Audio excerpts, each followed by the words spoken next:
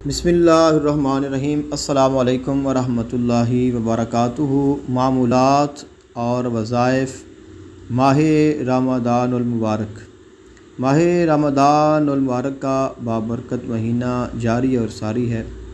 تو ماہ رمضان المبارک میں ہمیں کون کون سے اعمال کرنے چاہیے کہ جن کے ساتھ ہمیں زیادہ سے زیادہ اللہ تعالیٰ کا قرب حاصل ہو جائے، اللہ تعالیٰ کی رضا حاصل ہو جائے اور ہم دنیا اور آخرت میں کامیاب و کامران ہو جائیں۔ کچھ اعمال ہیں جو صوفیاء کرام، اولیاء کرام اور صالحین سے یہ ہمیں ملے ہیں، اور یہ وہ اعمال ہیں جو کہ احادیث مبارکہ سے ثابت ہیں، یعنی کہ یہ وہ اعمال ہیں جو آقا دو جہان صلی اللہ علیہ وآلہ وسلم کی زبان بابرکات سے یہ ہمیں موصول ہوئے ہیں، اور اس کی جو ترکیب ہے وہ ہمیں اولیاء صالحین سے ملتی ہے۔ تو فرمایا گیا کہ ماہ رمضان المبارک میں سب سے پہلا جو عمل ہے اور جو سب سے بڑا جو عمل ہے وہ یہ ہے کہ آپ نماز پنجگانہ باجماعت ادا کریں۔ تو نماز ادا کریں، فرض ہے، ویسے بھی ہمیں عام دنوں میں ادا کرنی چاہیے، لیکن ماہ رمضان المبارک میں ہمیں خاص طور پر نماز پنجگانہ کا اہتمام کرنا چاہیے، اور پھر کوشش یہ کرنی چاہیے کہ ہر جو نماز ہے اس کو باجماعت ادا کیا جائے، اور اس کے بعد رات کو عشاء کی نماز کے بعد جو نماز تراویح ہے وہ بھی لازمی ادا کرنی چاہیے، اور وہ بھی کوشش یہی ہونی چاہیے کہ آپ جو نماز تراویح ہے وہ بھی باجماعت ادا کریں۔ اور اس کے بعد صبح جب آپ سحری کرنے کے لیے بیدار ہوں تو سحری کھانا کھانے سے قبل نماز تہجد ضرور ادا کریں، کیونکہ آپ بیدار تو آلریڈی ہو ہی چکے ہیں، تو اب آپ نماز تہجد بھی ادا کریں، اور اس کے بعد آپ سحری کھائیں۔ اور جو نماز تہجد ہے اس کی کم از کم 2 رکعتیں ہیں، اور زیادہ سے زیادہ اس کی 12 رکعتیں ہوتی ہیں، جتنی آپ 2 4 6 8 10 12 جتنی آپ پڑھ سکتے ہیں آپ ضرور ادا کریں۔ اور حتی الامکان فضائل و برکات والی جو دیگر نفلی نمازیں ہیں وہ ادا کریں، جیسے نماز اشراق۔ تو نماز اشراق جو ہے اس کا وقت طلوع آفتاب سے 20 منٹ بعد شروع ہوتا ہے، یعنی کہ آپ نماز فجر ادا کریں، اور نماز فجر ادا کرنے کے بعد آپ وہیں پہ تلاوت کلام پاک میں یا درود پاک میں مشغول ہو جائیں اور سوئیں نہیں۔ اور اس کے بعد آپ نے یہ کرنا ہے کہ جب سورج طلوع ہو جائے تو سورج طلوع ہونے کے 20 منٹ بعد آپ نے نماز اشراق ادا کرنی ہے، اور نماز جو اشراق ہے اس کی کم از کم جو 2 نفل ہوتے ہیں،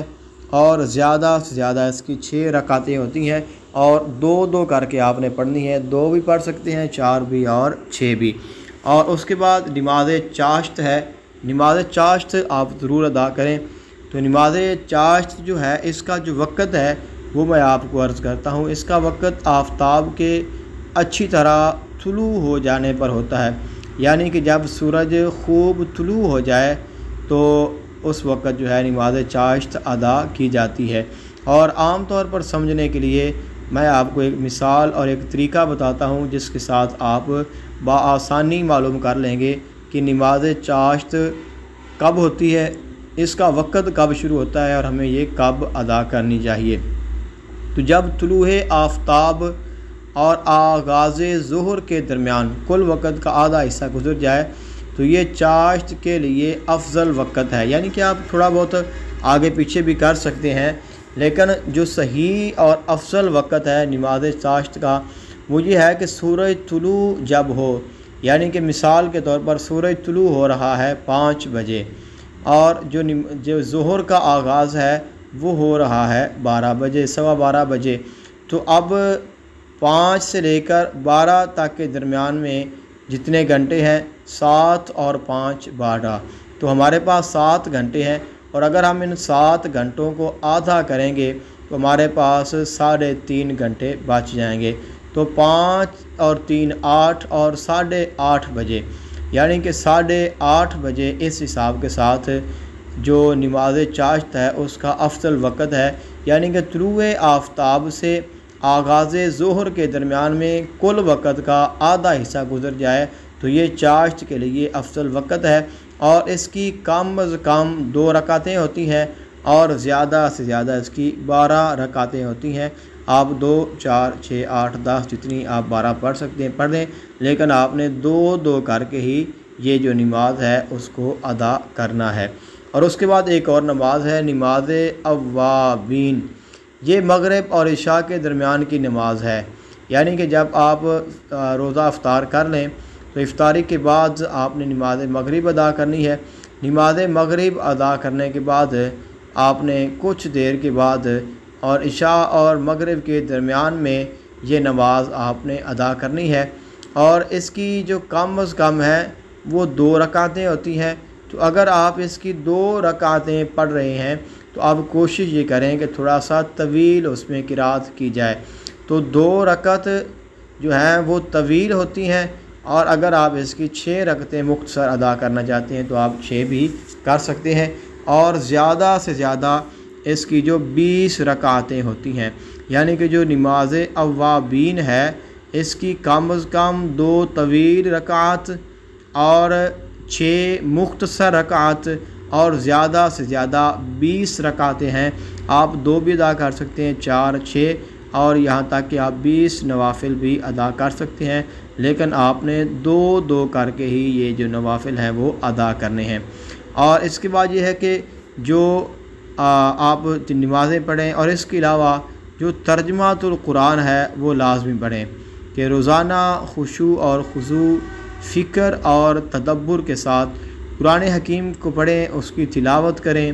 اور اس کے ساتھ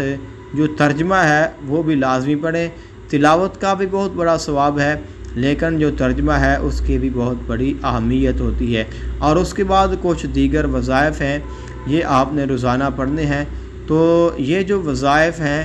یہ آپ ان میں سے ان کو ایک 1000 مرتبہ آپ پڑھتے رہیں۔ تو ایک دن میں آپ کوشش یہ کریں کہ درود پاک جو ہے وہ آپ 1000 مرتبہ پڑھیں۔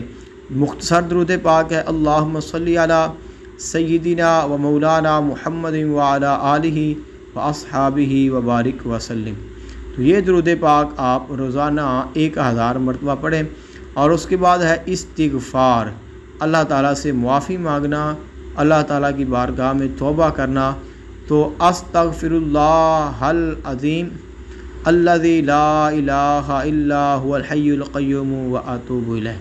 تو یہ استغفار ہے، یہ آپ لازمی کریں، اور اس کو آپ 1000 مرتبہ روزانہ پڑھتے رہیں۔ استغفر اللہ العظیم الذی لا الہ الا هو الحی القیوم واتوب الیہ۔ اور ایسے ہی کلمہ طیبہ، یعنی لا الہ الا اللہ محمد الرسول اللہ صلی اللہ علیہ وآلہ وسلم، اس کو بھی آپ 1000 مرتبہ روزانہ پڑھتے رہیں۔ اور اس کے بعد جو ماہ رمضان المبارک کا پہلا عشرہ ہوتا ہے یہ رحمت ہوتا ہے۔ فرمایا گیا کہ اولہ رحمتن، کہ جو ماہ رمضان المبارک کا پہلا عشرہ ہے وہ رحمت ہوتا ہے۔ اور ماہ رمضان مبارک کے پہلے عشرے کی جو دعا ہے وہ ہے رب اغفر وارحم وانت خیر الراحمین، کہ اے میرے رب، اے میرے پروردگار، تو مجھے معاف کر، میری مغفرت فرما، مجھ پر رحم کر، بے شک تو سب سے بہتر رحم فرمانے والا ہے۔ تو یہ پہلے عشرے کی دعا ہے، اس کو آپ نے ہر نماز کے بعد 100 مرتبہ پڑھنے کا اپنا ورد بنا لینا ہے۔ انشاءاللہ اس کے ساتھ آپ کو بہت زیادہ فیوض و برکات حاصل ہوں گے۔ اور ماہ رمضان مبارک کا جو دوسرا عشرہ ہے اس کو کہا گیا ہے کہ یہ بخشش کا عشرہ ہے، وَأَوْسَطُهُ مَغْفِرَةٌ۔ تو فرمایا گیا کہ جو دوسرے عشرے کی دعا ہے وہ ہے استغفر اللہ ربی من کل ذنب واتوب الیہ۔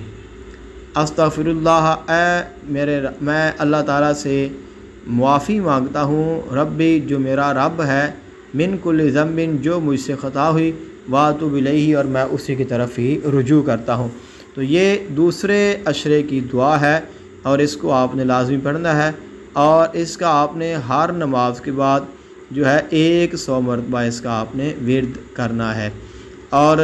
ماہ رمضان المبارک کا جو تیسرا عشرہ ہے اس کو جہنم سے آزادی کا عشرہ کہا جاتا ہے، دوزخ سے نجات کا، عذاب سے نجات کا عشرہ کہا جاتا ہے۔ اور اس کی جو دعا ہے وہ اللہم اجرنا من النار یا مجیرو یا مجیرو یا مجیرو ہے۔ تو آپ نے ہر نماز کے بعد اللہم اجرنا من النار یا مجیرو یا مجیرو یا مجیرو اس کو آپ نے 100 مرتبہ پڑھنا ہے، تو انشاءاللہ اس کے ساتھ آپ کو اللہ تعالیٰ کی خاص جو رحمت ہے وہ نصیب ہوگی۔ آقا دو جہان صلی اللہ علیہ وآلہ وسلم نے شب قدر میں جو ہے درج دعا جو ہے وہ پڑھنے کی تلقین فرمائی ہے کہ آقا علیہ السلام سے ام المومنین اماں عائشہ صدیقہ رضی اللہ تعالی عنہا آپ نے عرض کی یا رسول اللہ صلی اللہ علیہ وسلم کہ اگر ہمیں پتہ چل جائے کہ آج شب قدر ہے تو ہمیں کون سی دعا کرنی چاہیے۔